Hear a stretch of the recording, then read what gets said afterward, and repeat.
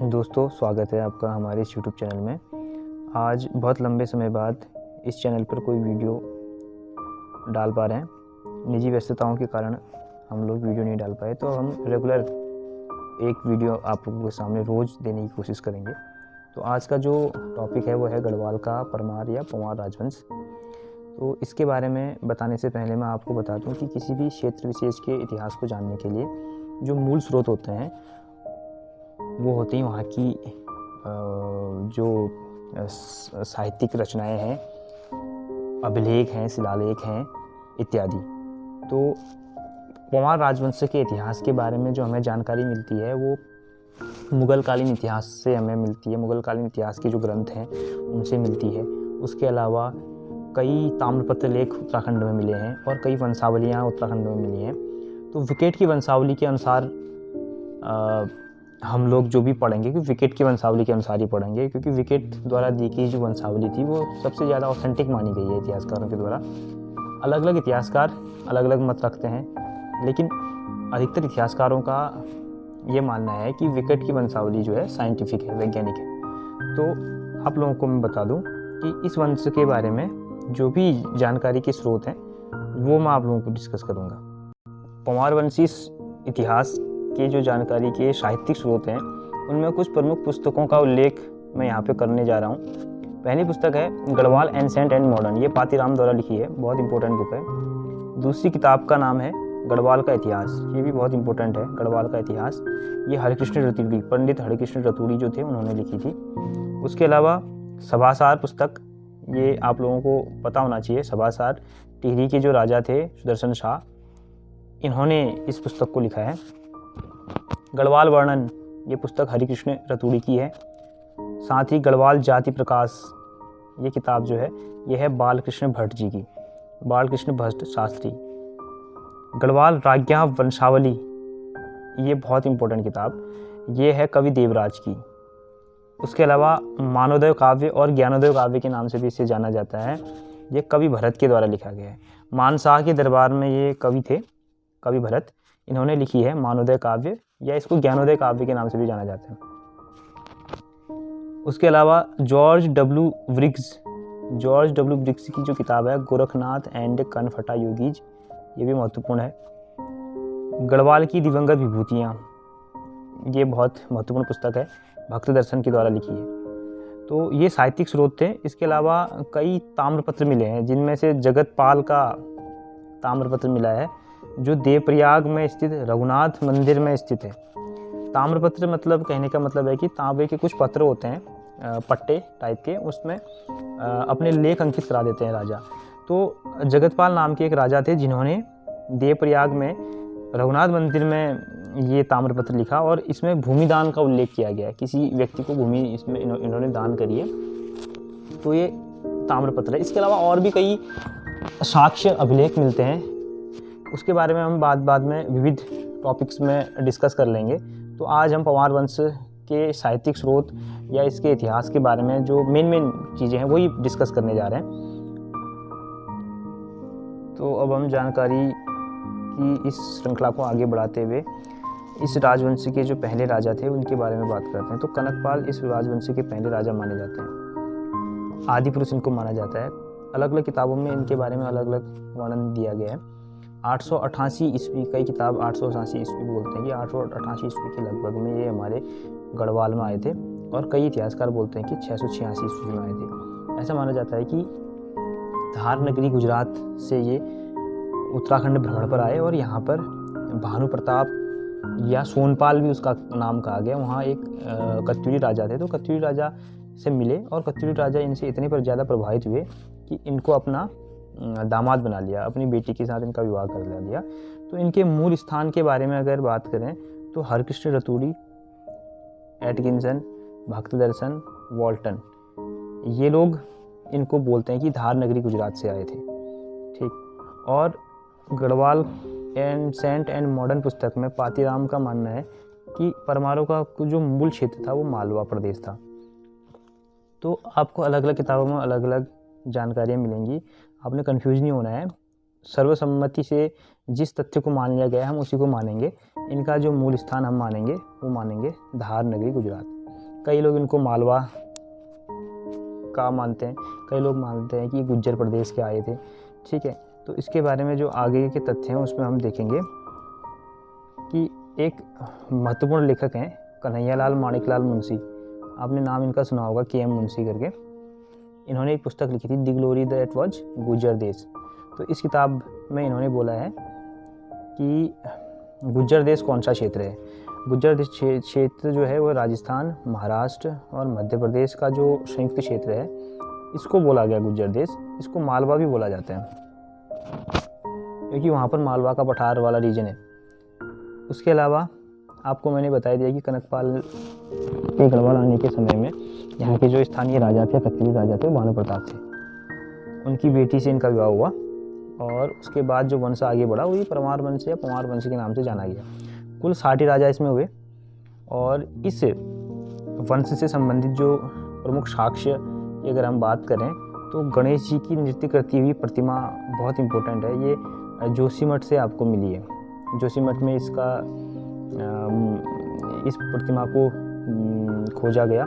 गणेश जी की सूंड इसमें दाईं ओर मुड़ी हुई है। तो प्रायः देखा गया है कि जो दक्षिण भारत के जो भी प्रमुख रचनाएं हुई हैं उनमें भगवान गणेश की मूर्ति में जो गणेश जी की सूंड है वो दाईं ओर मुड़ी हुई है। और उत्तर भारत में खासकर उत्तर प्रदेश, बिहार वाले रीजन में गणेश जी की मूर्ति बाईं ओर मुड़ी हुई है। तो ऐसा माना जाता है कि जो ये शैली जो गढ़वाल में अभी पाई जाती है गणेश जी की सूंड दाईं ओर मुड़ने वाली, तो ये कहीं ना कहीं राजस्थान, मध्य प्रदेश, महाराष्ट्र, गुजरात वाले रीजन यानी गुज्जर प्रदेश वाले रीजन से उत्तराखंड में आई है। तो इससे यह निष्कर्ष निकाला जा सकता है कि उत्तराखंड में जो पवार राजवंश आया था वो गुज्जर प्रदेश से आया था। तो कुल मिलाकर के ये आए थे धार नगरी से। तो अलग अलग इतिहासकारों का अलग अलग मत है। तो पवार वंशी इतिहास से संबंधित प्रमुख पुस्तकों के बारे में मैंने आपको बता दिया। इस वंश में अनेक राजाएं हुए हैं, 60 राजाओं का वर्णन मिलता है। तो कनकपाल पहला राजा था, उसके बाद बहुत से राजा आए हैं। तो इनमें जो प्रमुख राजा हुए हैं वो एक हैं 37वें नंबर के राजा अजयपाल। तो आज मैं अजयपाल के बारे में आपको इसमें कुछ तथ्य बता दूं। तो कवि भरत, मैंने इनकी किताब का नाम भी आपको बताया। इन्होंने मानोदय या ज्ञानोदय नाम की पुस्तक लिखी है। तो इस पुस्तक में इन्होंने अजयपाल की तुलना कृष्ण, युधिष्ठिर, भीम, कुबेर, इंद्र से करी है। ठीक, अजयपाल ने गढ़वाल का एकीकरण किया था। उस समय क्या था कि गढ़वाल 52 छोटे छोटे गढ़ों में बटा हुआ था। जो कनकपाल था वो चांदपुर गढ़ी के राजा भानु प्रताप के यहाँ आया था। तो कनकपाल के जो वंशज हुए हैं अजयपाल ने छोटे छोटे जो 52 गढ़ों को एक गढ़ में परिवर्तित कर दिया, एक बड़ा गढ़ बना दिया उसका, जिसको कहा गया गढ़वाल। ठीक है, तो इसीलिए गढ़वाल का एकीकरण करने के कारण इनको गढ़वाल का बिस्मार्क भी कहा जा सकता है या हमारे उत्तराखंड का बिस्मार्क भी कहा जा सकता है। ठीक है, क्योंकि बिस्मार्क ने जिस प्रकार इटली का एकीकरण किया उसी प्रकार गढ़वाल में अजयपाल ने पूरे गढ़वाल के 52 गढ़ों का एकीकरण किया। तो इन्होंने एक महत्वपूर्ण सिस्टम चलाया मापन हेतु, माप तोल हेतु। इन्होंने एक धूली पाथा या धर्म पाथा नाम का एक सिस्टम इन्होंने चलाया। ये बहुत इम्पोर्टेंट है। और ऐसा 52 गढ़ों को जीतने के बावजूद इन्होंने ये स्वयं कीर्तिचंद द्वारा हराए गए। इस समय इनके समय के जो कुमाऊं क्षेत्र के जो राजा हुआ करते हैं वो चंद्रवंशी राजा कीर्तिचंद हुआ करते हैं। तो माना जाता है कि कीर्तिचंद ने इनको पराजित किया। ठीक, इसके अलावा इनके समय में जो महत्वपूर्ण काम ये हुआ है कि कुमाऊं में जो चंद्रवंश था और उसके अलावा जो बाहरी राज्य के जो लोग थे उत्तराखंड में लगातार आक्रमण करते रहते थे। तो उत्तराखंड में उस समय जब आक्रमणों का जो सिलसिला चलता था तो गढ़वाल का क्षेत्र भी अछूता नहीं रहा। तो गढ़वाल के क्षेत्र में सुरक्षा की दृष्टि से इन्होंने अपनी राजधानी को बदल दिया। इनकी राजधानी जो चांदपुरगढ़ हुआ करती थी वो चमोली में हुआ करती थी। तो चंद्रवंश के राजाओं के लिए बहुत आसान रहता था कि राजधानी में सीधे पहुंच जाएं और राजधानी में तोड़फोड़ मचा दें, राजधानी को लूट लें। इसके अलावा और भी स्थानीय लुटेरे हुआ करते थे। तो इसलिए इन्होंने अपनी राजधानी को बदल दिया, चांदपुरगढ़ से देवलगढ़ ले आए ये 1512 में। साथ ही फिर इन्हें लगा कि देवलगढ़ भी उतना सुरक्षित स्थान नहीं है। हालांकि देवलगढ़ काफ़ी सुरक्षित स्थान था, लेकिन इनको लगा कि इन्होंने क्या कर दिया, 1517 ईस्वी में राजधानी को देवलगढ़ से श्रीनगर स्थानांतरित कर दिया। तो ये बहुत इंपॉर्टेंट है कि कब इन्होंने राजधानी को कहाँ स्थानांतरित किया। 1512 में इन्होंने राजधानी चांदपुरगढ़ी से देवलगढ़ और 1517 में राजधानी देवलगढ़ से श्रीनगर स्थापित की। एक महत्वपूर्ण घटनाक्रम इनके समय की मैं आप लोगों को शेयर करना चाह रहा हूँ कि कफ्फू चौहान नाम के एक राजा हुआ करते थे उस समय। 52 गढ़ों में से एक गढ़ था जो कफ्फू चौहान का गढ़ था, जिसको उप्पूगढ़ के नाम से जाना जाता है। आप लोग ध्यान देना, उप्पूगढ़ के नाम से जाना जाता है। ये कफ्फू चौहान का गढ़ माना जाता है। तो कफ्फू चौहान के साथ इनका युद्ध हुआ और माना जाता है कि कफ्फू चौहान के साथ इनका बहुत भयानक युद्ध हुआ, जिसमें कफ्फू चौहान को इन्होंने हरा दिया।